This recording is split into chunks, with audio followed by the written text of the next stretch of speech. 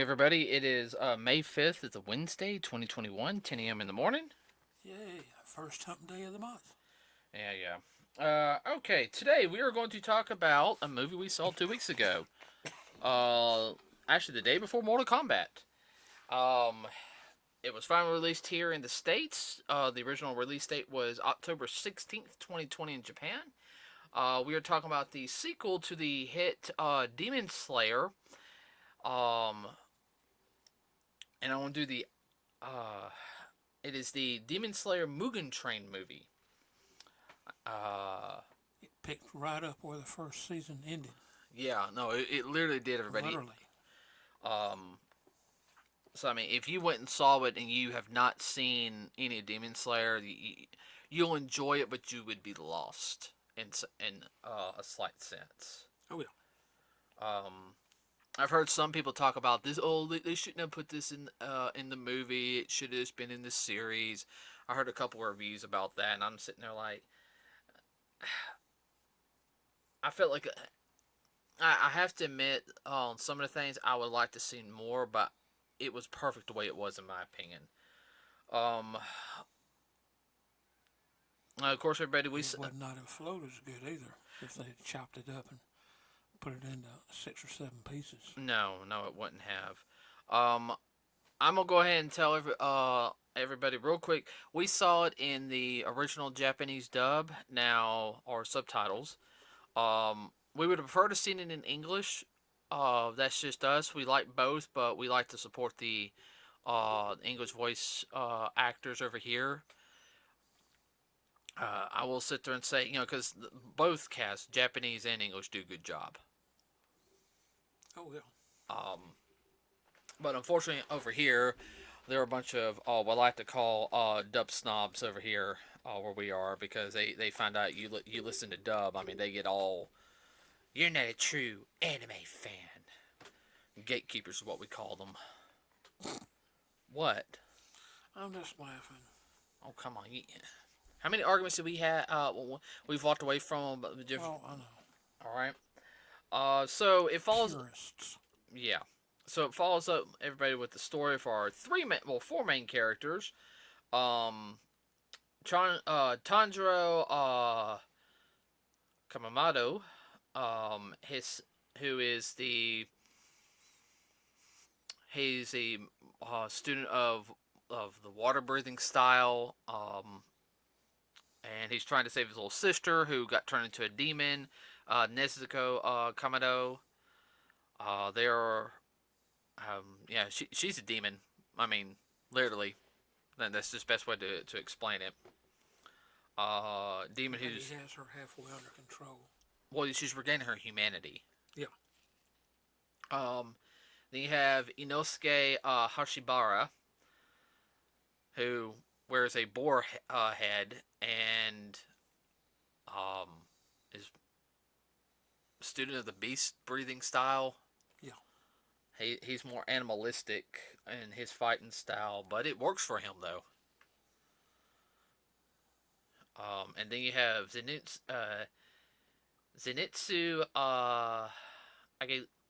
Agesuma, who is a student of the thunder breathing style, and that is actually a fan favorite. Yeah. Uh, so basically, everybody they get on the sum it up. They get on side. They get on a train, and yeah. Of course, they have to kind of sneak on because they have swords, and you're not supposed to have swords. No sword zone. And this is supposed to be like turn of the century too. Yeah. So I mean, I guess to say the industrial part of the modern age is just really starting to creep over to Japan.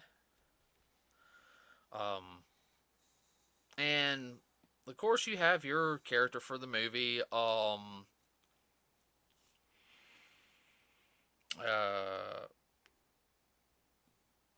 Rengoku Kojiro. Kojiro. First name is Kojiro, last name Rengoku. And he is, everybody, if you saw him in the first season, he is the Flame Pillar. He's the one that has like the orange lion like mane style hair. Yeah, that's kind of what he looks like. He looks like a giant lion. Yeah, he does. He's a really good guy too. Oh yeah. Overall, everyone, the story is pretty straightforward. In it, we're going to try to talk without spoiling as much as we can. Of course, you guys can figure it's called the Mugen Train, so there's demons on board, and that happens. The villain, which, well, I mean, you should already figured out who the villain is. The villain, everybody, is the lower moon who actually lived, who got injected with more of the head demon's blood. I cannot remember his name on top of my head. He's the villain in this. Egomaniac too, like most of them. I like his. I like the villain's presentation. He was very, which you don't see a lot. He had a very, even though he was evil, he was trying to be classy and all. Trying to be cool. Yeah. Well, not cool in a sense. More Upscale. upscale. That's what I was trying to think of. You don't see that much in a villain anymore. No. So I really liked the way his personality was set up in that, and of course, everyone else is pretty straightforward on the personality. But interesting, using sleep to attack and kill people. Have them go into their dreams. And attack them in their dreams. That's the biggest point of this movie is everybody pretty much gets put under into a spell. A sleep spell. And there's some cohorts of the demon. He made them promises. Yeah, Inmu, that's his name. And they connect into the dreams, and they try to find I think they call it the soul core or something, which is basically your consciousness inside your dream, all and everything. And they're supposed to break it, and it's supposed to paralyze the person where they can be killed. Yeah. Kind of like being injected with a poison or something. But are you okay? Yeah, just have itch. Well, I mean, I'd say that was probably one of the more sadder parts of the film. Oh, the way he did it. No, I mean, just the whole film in general, just like the whole dream sequence part. Oh. But by going in the dream sequence part, you saw the personalities of all of our heroes. Inosuke, who are inside a cave. We gotta kill the beasties. The beast, which is a train, and he thinks everyone else has his little minions. And then. Oh, he is so full of himself. Oh yeah, then you had Zenitsu. He just wanted to pretty much go on a date with Nezuko. You had he's in love with her, no doubt. Oh no, duh. Then you had Rengoku. He was remembering his past. And then you had Toshiro Tanjiro. His perfect thing was actually living with his family. That's the reason why he knew he was in a dream. This can't be real. Well, he knew, but he didn't want to believe it at first. Mm-hmm. Not until Nezuko did something. Mm-hmm. And then he realized it was a dream. Mm-hmm. Okay, I'm hearing all the extra little shuffling thing on. I'm not trying to be mean. Sorry. I mean, what's your opinion so far? Because I've been doing all the talking. No, well, you hit the nail on the head. Oh, I don't know how to put it into words. Well, just say something. I mean. Oh, I'm sorry. You were all excited up there, and we were coming down. And then we get right here into the recording area, and you're like, It's like I had a brain fart. Possibly. Just kidding. I like the way the demon was real sneaky about the way he did it. You weren't really expecting him to attack somebody through their dreams. It hasn't been used a lot. No, that's a whole different. What's the word I'm looking for? Tactic. Methodology. Okay. I need to get you some lotion because you keep rubbing your arm. Most of the time, these demons are pretty straightforward. They're not snaky. It's almost like Cunning. Yeah, cunning. Oh yeah. It's almost like he's not a magic user. He was using actual whatever to attack the people. Well, he was using the dreams, and he had his little people helping him. But not only that, though, is he could put them to sleep. Well, he had two methods of putting them to sleep. One, it was engraved on their ticket, the spell, and as soon as it got clipped, the spell activates. Or he had like his left hand, which had a mouth on it, which was really freaky, would scream pretty much and would knock them out. That was weird. Yeah, I know. Yeah, that was definitely weird. That was pretty sneaky though. Punching when they handed over the ticket to the ticket checker, and he punched it, and they took the ticket back. There was blood. The demon's blood was on there, and then it contacted them, and then boom, boom, out they went. Mm-hmm. And the bit it's like a contact poison. Right. Well, and Nezuko's the reason why that they would have lived, except for Rengoku, because when that girl tried to hit his core, what happened? His body subconsciously grabbed her by the throat. Didn't kill her, but felt sorry for the other two. The one that went to Zenitsu, he got... Sorry about that, everybody. I had a slight malfunction with my batteries. Thought they would last. So, yeah. Like I was saying, Zenitsu was attacking the person in his... trying to get his core, wondering where Nezuko was. Being a little psycho with guarding shears, pretty much.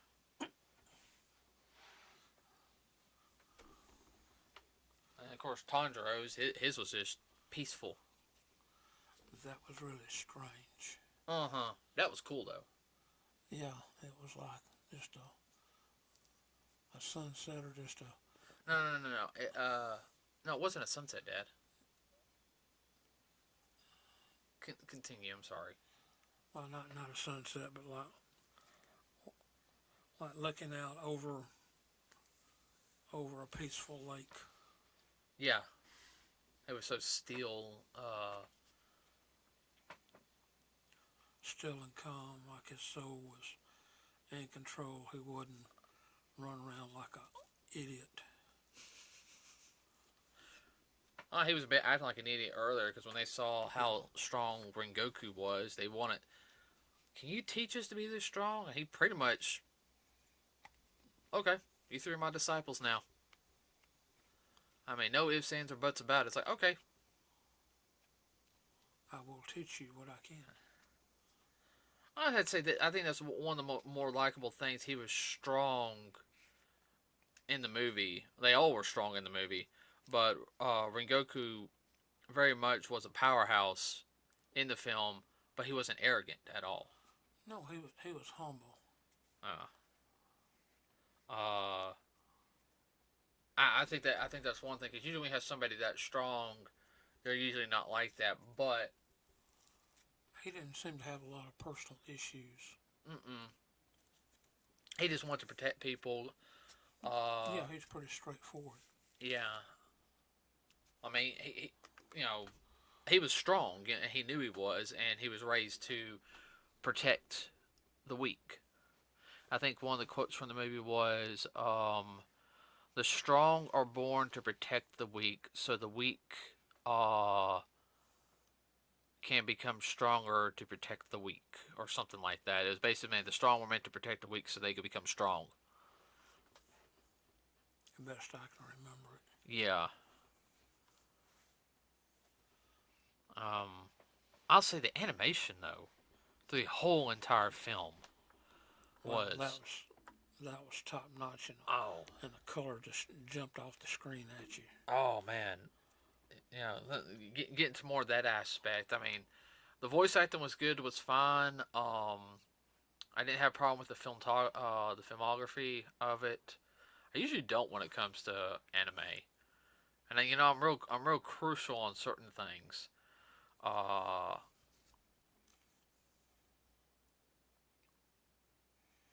No, it wasn't cheesy. not in the slightest bit. I mean, everyone got their time to shine. I mean, Zenitsu wasn't on as much as some of the other ones. Uh, it was more for I think this one was for Inosuke and Tanjiro. Yes. But one of the few spoilers I'll sit there and say that if you've seen the trailer, you see where Zenitsu said, "I will protect you, Nezuko," and he does, and you can sit there and see she has that look like, it's like basically he'd score brownie points with her. Mm-hmm. I mean, Big time. how do you win a girl's heart? Protect her life. Especially when she's a demon. Yeah. Of course, we know something. Well, I won't go that way. No. Yeah. Let's. Um, the music was good. That's the one thing about these animes. People don't pay attention to the musical score and all. Well, the musical scores in the past couple of years have gotten a lot better. Oh, I know. I mean, now, yeah. So, average person, they wouldn't notice. well, I would have to say, just getting to that, probably the late '90s is when they were really started picking it up. Picking up. I mean, you had the music, but you didn't. You had certain anime that had a really good musical score. And of course, sometimes it varied from because when it came over here, like over here in America, they would redub to a different musical score to fit in. Example, and I know you're gonna roll your eyes. Dragon Ball Z when it first came over here. No, I'm using exit. I know. Even the Ocean dub version, which was the one I first saw of it, the musical score was different than the Japanese version. Then you got the Funimation with the Bruce Falcor stuff, and a lot of that stuff's very iconic. Mm-hmm. It really did help make the show. Oh yeah. And going on into now is this used nothing but classical music. I think there's a little technica. There's a little techno in it at one point. I'm not gonna spoil that point, and a little bit of guitar. But it fit for what was happening in it. But other than that, it was all classical. I mean, I could hear the French horn. I don't know about you. But yeah. I know French horn would hear it. Everybody, FYI, my sister used to play French horn. And I mean, well, the Japanese are very much into classical style. Oh no, it fit. If you try to modernize that, it would not have worked. No. I mean that. It would have fallen flat on its face. I mean, there's no way. No, it wouldn't worked. No, because in the least, much less anything else. Oh, I know. I mean, everyone, if you get a chance to go see it, definitely go see it. I mean, we thoroughly enjoyed it, and season 2 is in the works right now. And I'm looking forward to season 2. I am too. Interesting note on this particular movie, and you picked up on it. It was a little bit along the lines of Agatha Christie. Agatha Christie's A Murder on the Orient Express. It had that little bit of a feel to it. I think that's what the creator was going for. Yeah, I think so too. It struck me as funny. And like I said, now this whole thing happened in the manga, but they just wanted to expound upon it. In my personal opinion, I think Now, it didn't hurt it at all. Uh-uh. Anything but. I mean, I think this was. I would not mind if they did this sometimes with anime or manga. If they had the movie bridge the gap between one of the seasons, Yeah. that doesn't bother me at all. No. I mean, you might not need. I, Well, this went directly with the manga, but most of the time they wouldn't. They'd side story it. they side story it, but that's fine though. Oh, yeah. I will sit there and say, everybody, that this movie defied all expectations. The highest grossing film for animated film in Japan for the longest time was Studio Ghibli's Spirited Away, which is a really, really good film, by the way. We'll have to watch it one night. I got to get it on DVD, Blu-ray, whatever. But this one beat it. It made, let's see. So far. Well, it made in Japan over $300 million. Wow. And as of right now, and it's only been out for 2 weeks in America, it is the highest grossing foreign animated film Period. period right now, but also opening weekend.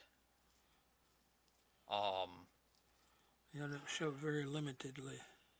Yeah, and it outdid Mortal Kombat on the weekend scale, but Yeah. Mortal Kombat's already made its money back.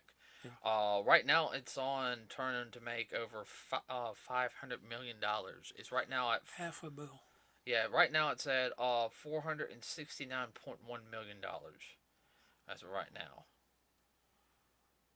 That ain't bad for anime and only been here 2 weeks. Yeah, well, I mean, that's also including the stuff from. Oh, I understand. Yeah, but I mean, to make that much, being released worldwide and everything, it and I have to sit there and say it's slowly starting to show that films like this can be released here in America and they will do good. They have a following. When we were at the theater, there was a combination of I mean, you got teenagers there, but you had adults there too. Yeah. Guys and girls. Yeah. I know girls love this one. I mean, it might be bloody, but we ain't talking about teeny boppers. We're talking about young adults like in their late 20s, early 30s. Yeah. I mean, somebody we know, well, I know, has watched the 2 episodes and she wants to watch it, but skill comes first. Yeah, well, that's also the reason why I bought the Blu-ray, so we can watch it together online. Yeah. And everybody, let you know that the series was created by oh wow.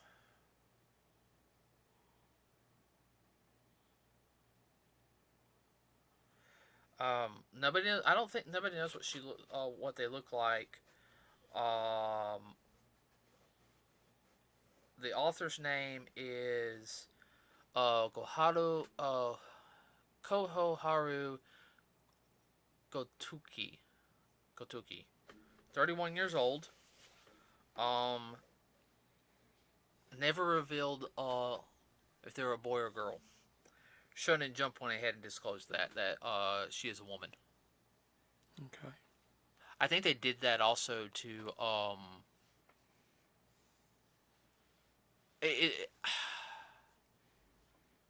I see the reason why they did that, because a lot of people don't know. I mean, so they want to say, oh, it's done by a woman, so it can't be any good. No, actually no. No, because some of your biggest hits, story-wise, have been written by women. Well, so I understand that. For example, Inuyasha. Yes.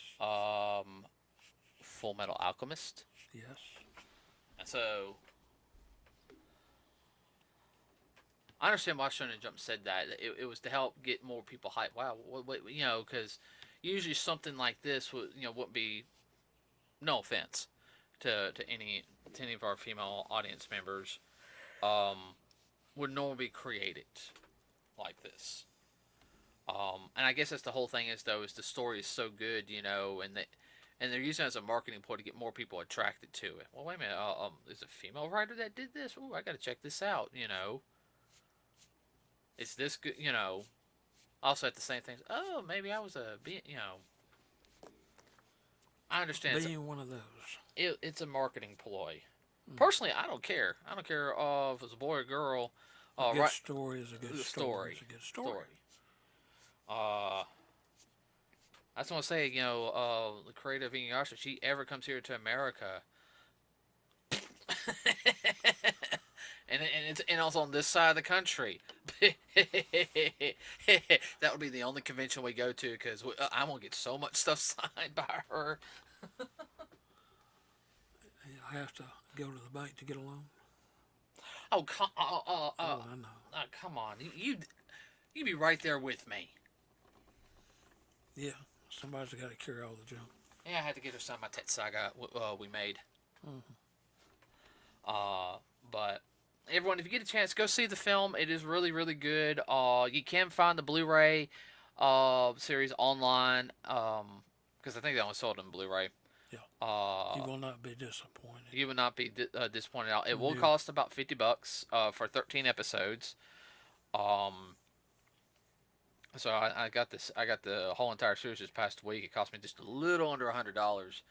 I know most people are probably having a heart attack, but it's one of those where, yeah, I couldn't pass it up. So, you got anything you want to add? No. Just said, go see it or go look it up online, whatever. Yeah, if you can pay to watch it online, please do. Make sure it's legal. Don't do anything not non-legal. Stupid. Yeah. Don't want to get caught, get in trouble or anything. We want money to go to all the people who's been working on it. With that also being said, we would do a full detailed review of it later on, about a month or two. We're going to wait for the for a lot of people more to go see it before we do a full detailed review. A deep dive. And that will probably be about a 1 or 2-part podcast. Next podcast on Saturday will be the last one, Attack on Titan, for this season. We will have that Saturday, and then we'll have to figure out what else we're going to do on Saturdays from now on. Let's see. That's the only thing I can think of. Can you think of anything else? No. Subscribe and like us. Yeah, please do. Find us also on Facebook. Got any ideas for anything? Let us know. That's it for today, everybody. We're out.